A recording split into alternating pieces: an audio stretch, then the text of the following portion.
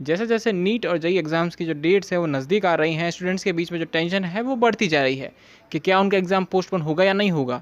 इन सब को लेकर जो लेटेस्ट अपडेट्स जो न्यूज़ हैं वो सारे एग्ज़ाम्स की और कंट्री की, उसके बारे में मैं आपको शॉर्ट में इन्फॉर्मेशन दूंगा। फर्स्ट अप काफ़ी सारे एग्ज़ाम जो कि अगस्त में होने वाले थे वो सारे पोस्टपोन चल रहे थे, और अब वो जो है उनकी जो न्यू डेट्स है वो सितंबर में बताई गई है। सबसे बड़ा एग्ज़ाम जो क्लेट का एग्ज़ाम है वो पहले पोस्टपोन था, जो कि 22 अगस्त को होना था, लेकिन अब उसकी न्यू डेट आ चुकी है, वो अब 7 सितंबर को होगा। जो आईबीपीएस का एग्ज़ाम है वो 12 सितंबर से स्टार्ट होंगे, और जो एनडीए का एग्ज़ाम है वो 6 सितंबर को होगा। इसके अलावा जो तेलंगाना का ईएमसीटी एग्ज़ाम है वो 9 सितंबर को होगा। इनकी जो न्यू डेट्स आई हैं वो ऑब्वियसली जो नीट और जेईई मेन एग्ज़ाम हैं उनके बीच में है, उनके आसपास है, उनके साथ में भी हो सकती हैं। और पहले जब ये पोस्टपोन हुए थे, जब इनकी न्यू डेट्स आई थी, जब पहले नीट और जेईई भी पोस्टपोन हुए थे, तब इनकी जो न्यू डेट्स थी जो कि पहले बताई गई थी, जो कि फिर से पोस्टपोन हो गई, वो डेट्स जो पहले वाली थी वो डेट्स भी इतनी नज़दीक नहीं थी।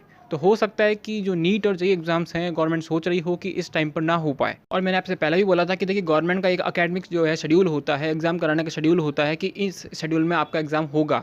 जो सारे गवर्नमेंट एग्ज़ाम होते हैं वो एक शेड्यूल में होते हैं, एक सीरीज़ वाइज होते हैं। और जैसा कि मैंने आपको बोला था कि क्लेट एग्ज़ाम और बाकी सारे जो एग्ज़ाम्स ये मैंने नाम लिए हैं, ये सारे जेईई मेंस और नीट एग्ज़ाम से पहले होते हैं।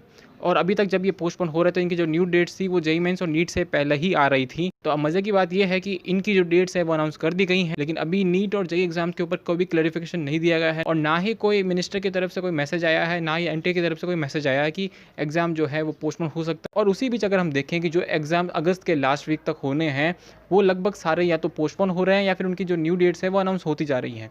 और कुछ एग्ज़ाम जो हैं जो कि अभी भी कह रहे हैं कि ये होंगे, लेकिन उसकी पूरी इन्फॉर्मेशन नहीं है कि वो एग्ज़ाम हो ही पाएंगे।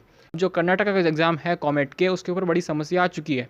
वो एग्ज़ाम 19 अगस्त को होने वाला है, लेकिन वहाँ के जो स्टूडेंट्स हैं वो कर्नाटका के हाई कोर्ट में जा चुके हैं और चाहते हैं कि ये एग्ज़ाम अभी ना हो। तो आप सोच सकते हैं कि एग्ज़ाम सिर्फ 19 अगस्त को है, और अब स्टूडेंट जो है कर्नाटका के हाई कोर्ट में मूव कर रहे हैं। उसके अलावा जो स्टूडेंट गए थे सुप्रीम कोर्ट के अंदर नीट और जेईई एग्ज़ाम को पोस्टपोन करने के लिए, उनकी जो हियरिंग है वो 14 अगस्त 14 अगस्त को की जाएगी। उसके अलावा जो यूजीसी के फाइनल टर्म के एग्जाम की जो सुनवाई है, जो डिसीजन है, वो भी 14 अगस्त को ही होगा। एंड उसके बाद बहुत ही इंपॉर्टेंट चीज़ ये आ रही है कि जो ऑफिशियल्स हैं उन्होंने ये कह दिया है कि this academic year will not be zero year. Education ministry के जो ऑफिशियल्स हैं उन्होंने कह दिया है कि the current academic year will not be a zero year for college and higher education institutions. और टाइम्स ऑफ इंडिया के सोर्सेज के अकॉर्डिंग जो ऑफिशियल्स हैं वो चाहते हैं या वो होप करते हैं कि साल के अंत तक जो एग्ज़ाम्स हैं वो कंडक्ट हो जाएं। और उन्होंने साफ साफ कह दिया है कि इस साल जो कॉलेज हैं और जो अदर इंस्टीट्यूशंस हैं उनके अंदर किसी भी तरह का जो जीरो सेशन है, जो जीरो ईयर है, वो घोषित नहीं किया जाएगा।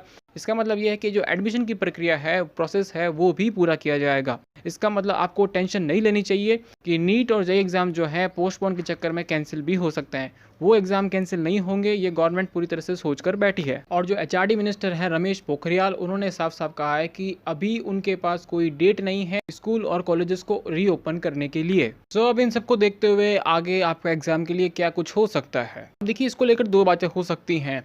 अगर गवर्नमेंट ये कंफर्म है कि उसको एग्ज़ाम पोस्टपोन करना है, अगर वो कंफर्म है तो वो पहले ही सुप्रीम कोर्ट को है बता देगी कि भाई हम एग्ज़ाम को पोस्टपोन कर सकते हैं या फिर करना चाहते हैं, तो आप इसके बीच में जो डिसीजन है, फाइनल डिसीजन है, वो मत दीजिएगा, आप इसको डिले कर दीजिएगा।